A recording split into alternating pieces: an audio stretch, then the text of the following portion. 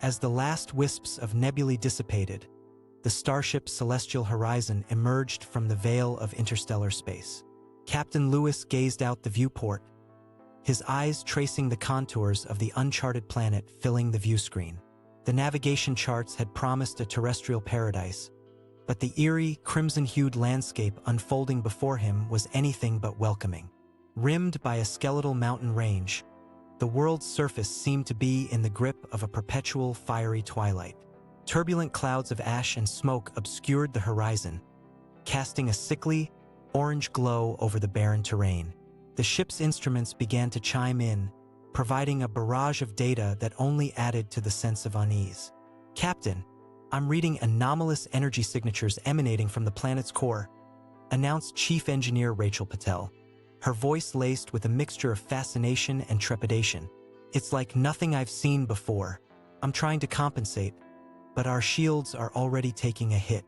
Lewis's thoughts raced as he digested the information.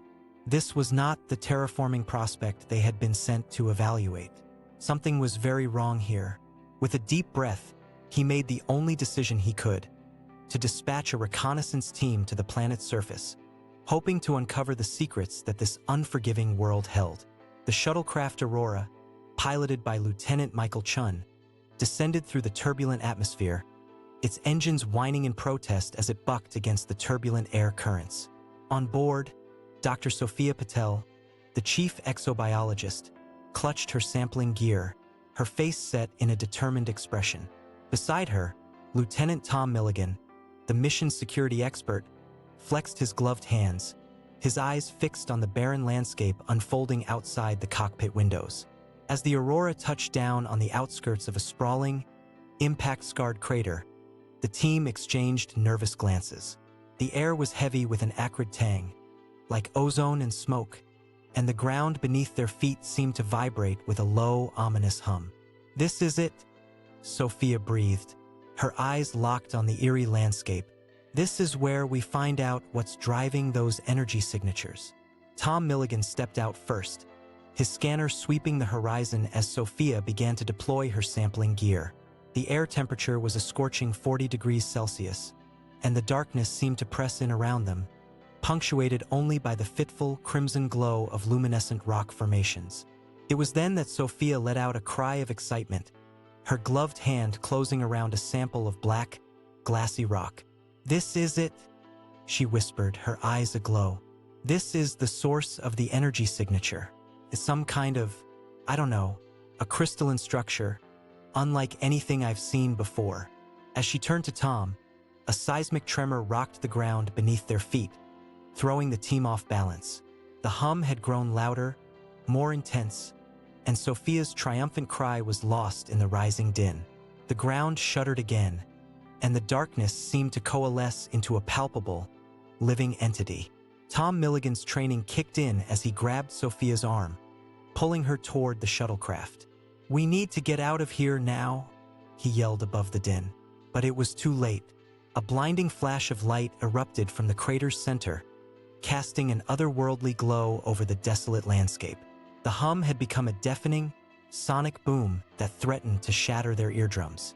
Sophia stumbled, her eyes wide with terror, as Tom struggled to keep his footing. The shockwaves slammed into them, sending the shuttlecraft's alarm systems wailing in protest. Michael Chen's panicked voice crackled over the comms system. "Aurora to Celestial Horizon. We're experiencing catastrophic systems failure. I'm losing." The transmission cut off, and the silence that followed was oppressive, heavy with foreboding. As the light began to fade, Sophia and Tom stumbled back toward the shuttlecraft, their footsteps echoing through the sudden stillness. The air was heavy with an ozone-laden scent, and the rocks around them seemed to be shifting, as if the very fabric of reality was unraveling. Sophia's eyes were fixed on the crater, where a colossal, crystalline structure now towered, pulsing with an infernal energy. The source of the energy signature had been revealed, but at a terrible cost. As they stumbled into the shuttlecraft, Tom's voice was laced with desperation. "We have to get out of here, Sophia. Now." But it was too late. The shuttle's engines roared to life, only to falter and then die. They were trapped, surrounded by an alien power that seemed to be awakening, its malevolent presence closing in around them.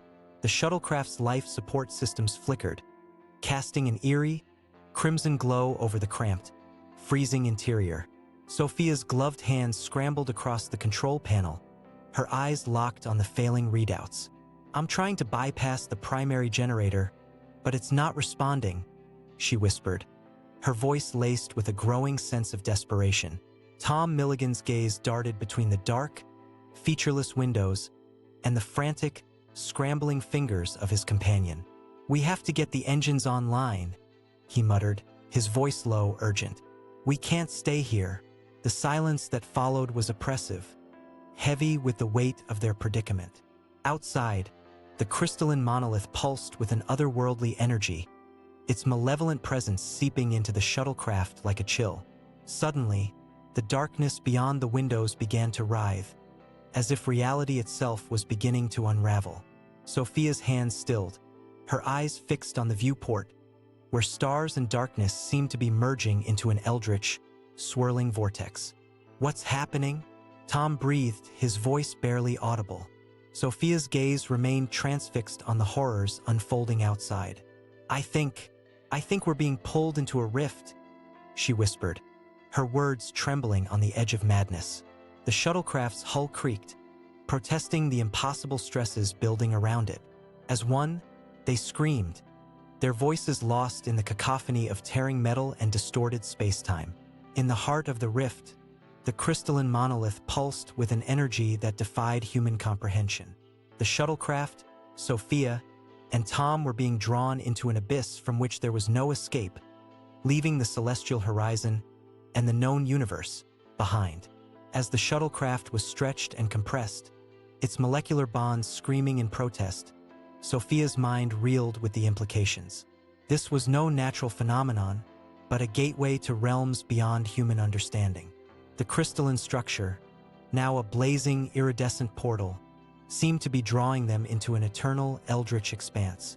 Tom's face was a mask of terror, his eyes fixed on the abyssal void unfolding before them. "We're going to be torn apart," he whispered, his voice a mere whisper on the edge of madness. The shuttlecraft's hull groaned, its metal skin buckling under the impossible stresses. Sophia's fingers flew across the control panel, her mind racing with calculations, her vision narrowing to a single, desperate goal: survive. With a deafening crash, the shuttlecraft burst through the portal's event horizon, leaving the ravaged planet and the universe behind. The cosmos itself seemed to unravel, replaced by an endless, starless expanse, where time and space were twisted into impossible geometries. In this eternal, nightmarish realm, the shuttlecraft, Sophia, and Tom were but infinitesimal, insignificant specks, lost in a labyrinth of madness, with no escape from the abyssal horrors that lurked beyond the veil of sanity.